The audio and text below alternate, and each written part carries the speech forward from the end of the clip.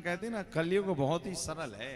बहुत ज्यादा उपाय उपाय कुछ करने वरने हैं नहीं, बस केवल एक उपाय, एक आदत बना लीजिए। हमारे यहाँ पर शास्त्रों ने, संतों ने एक बहुत अच्छी बात कही है। ठाकुर जी तक पहुंचने के लिए बहुत ज्यादा कुछ छोड़ना वोड़ना नहीं पड़ता। क्या? क्योंकि ये कलयुग है ना। यहाँ पर आजकल देखो, कई संप्रदायों में, संतों में इसी बात पर झगड़ा चलता रहता कि भैया तुम ये पालन नहीं करते, तुम ऐसा नहीं करते, तुम वो नहीं। ये झगड़े में हमें नहीं पड़ना। संतों का अपना अपना मत रहता। आजकल तो देखो भैया, आजकल तो जब से ये सोशल मीडिया है तब से बड़े झगड़े होने लगे। अब पहले नहीं होते थे, किंतु आजकल तो जिसको देखो वही कोई ना कोई एक वीडियो बनाकर डाल देंगे कि वो ऐसा करते हैं। सूत्र याद रखिएगा, जब शीर्ष कोटि के संत आपस में झगड़ा करेंगे तो फिर भैया साधारण भक्तों का क्या होगा, हम कहां जाएंगे। इसी कारण जब ऐसी कोई रील्स, कोई वीडियोस आए ना, तो उस पे ना तो कोई कमेंट करो, ना उसको लाइक करो। और यदि आपको लगता कि आपकी भक्ति डगमगा सकती तो ऐसी रील को आप हटा दीजिए, फिर मत देखिए। आप सोच लीजिए कि उनका अपना मत है, कोई क्या कह रहा है, कोई क्या झगड़ा कर रहा है, इसमें हमें आपको नहीं पढ़ना। हाँ, हमें यदि पढ़ना है तो इसमें पढ़ना है कि हमें जीवन में क्या पकड़ना है। देखिए, कलिकाल में संतों ने एक बात पर जोर देकर बात कही है कि भैया छोड़ना, जो छूटना होगा वो छूट जाएगा, जो साथ में रहना होगा वो रहेगा, आप उसका कुछ कर नहीं सकते हो। तो फिर बोले, यदि आपको भगवान की भक्ति पर चलना है तो आपको केवल एक चीज पकड़नी होगी। क्या? बोले, वो ठाकुर जी की कथा पकड़ लो बस।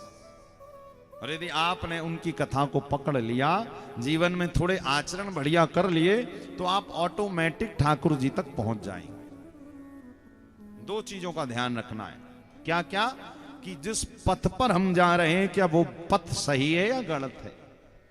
कभी कभी लोग क्या करते हैं, कहते महाराज हम खूब भक्ति करते हैं, खूब पूजन करते हैं, खूब व्रत करते हैं, उसके बाद भी समस्या जस की तस क्यों बनी। उसका एक कारण है।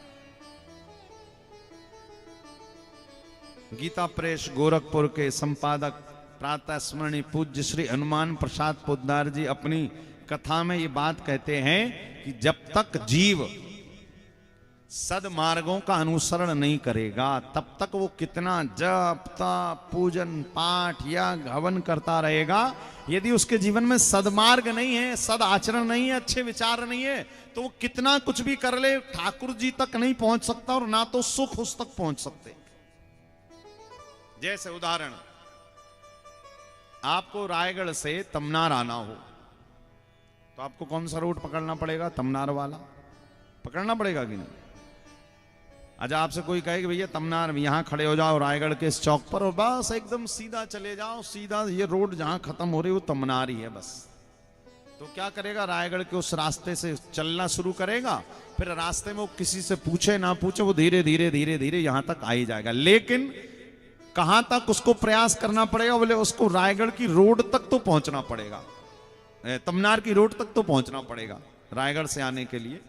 जैसे आपको वृंदावन जाना है, अब वृंदावन की ट्रेन जाती है यूपी तरफ, और आप यदि जाओ जगन्नाथ जी तरफ और कहो कि हम तो वृंदावन जा रहे हैं, तो कहां पहुंचोगे? जगन्नाथ जी पहुंचोगे, वृंदावन नहीं पहुंचोगे, क्योंकि आप गलत रास्ते पर, गलत मार्ग पर जा रहे हो। इसी प्रकार जीवन में एक सूत्र याद रखिएगा कि जब तक आपका मार्ग सही नहीं है, जब तक आप सही मार्ग पर नहीं चलेंगे, तब तक आप कितनी भी जब तक पूजन पाठ यज्ञ हवन कर लीजिए, यदि जीवन में मार्ग अच्छा नहीं है, सदाचरण नहीं है, तो ठाकुर जी तक पहुंचना संभव है। जैसे कोई अंधा व्यक्ति है और उस अंधे व्यक्ति को किसी अंधेरे कमरे में छोड़ दिया जाए और उससे कहा भैया बाहर निकलो, तो बाहर नहीं निकल पाएगा, क्यों? उसको दिखाई नहीं पड़ता। और हाँ, कोई देखने वाला जिसकी आंख हो, वो आ जाए और उसके दोनों हाथ दीवार पर ऐसे रखवा दे, ऐसे रखवा दे दीवार पर, और कहे कि अब एक काम करो, इन्हीं हाथों के सहारे चलते जाओ, धीरे धीरे धीरे तुम दरवाजे तक पहुंच जाओगे, जब दरवाजा आए तो बाहर चले जाना। ठीक उसी प्रकार जीवन में सद्याचरण है। यदि आपके जीवन में अच्छे आचरण आ गए तो याद रखिएगा, फिर जो चीजें छूटनी होती ना, वो अपने आप छूटती जाती। किंतु उसके लिए अच्छा आचरण करना पड़ता है। पकड़ना क्या है? ठाकुर जी की कथा। अच्छा देखिए, कई लोग कहते हैं महाराज हमारे आचरण भी अच्छे नहीं है, तो उन आचरणों को दूर कैसे किया जाए? तो कथा कह रही उस आचरण को दूर करने के लिए पहले हृदय पवित्र करिए। अब हृदय कहां से पवित्र हो? तो हृदय पवित्र होगा भैया भगवान के गुणानुवादों को सुनकर। पहले गुणानुवाद सुनोगे तो हृदय पवित्र होगा। हृदय पवित्र होगा तो फिर आपका मन अपने आप बुरी चीजों को करने का नहीं करेगा। जब हृदय पवित्र हो जाएगा तो फिर मन करेगा अरे नहीं ये गलत है, ये रहने दो, ये मत करो, ये मत खाओ, ये मत पियो, हाँ एक काम करो ये खाओ। ये हमने अभी बताया ना कि कथा को सुनकर विवेक की प्राप्ति हो जाती है। कौन सा विवेक, कौन सी बुद्धि कि हमारे लिए क्या बढ़िया है और क्या घटिया है। अच्छा एक और बात बताएं आपको, हर एक व्यक्ति की बुद्धि को यह पता रहता है कि क्या बढ़िया है और क्या घटिया है, लेकिन हम जानकर भी उसको नजरअंदाज करते हैं। अरे अपने को ही समझा लेते हैं अरे कुछ नहीं होता। शराब पीने वाला व्यक्ति रोज कहता कल छोड़ दूंगा किंतु आज तो पीऊंगा। तंबाकू खाने वाले से कहो भैया मत खाया करो सब खराब हो जाएगा, वो कहेगा ठीक है छोड़ दूंगा लेकिन आज खा लेने दो, कल से पक्का छोड़ूंगा।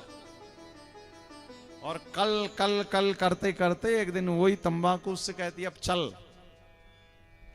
हर एक की बुद्धि को पता रहता है कि हमारा पतन किसमें है, उत्थान किसमें है, लेकिन हम उसकी बात कभी नहीं मानते। तो इसी कारण हमारे यहां पर शास्त्रों में कहा है पहले मन पवित्र करिए। मन कैसे पवित्र होगा? ठाकुर जी की कथा सुनकर।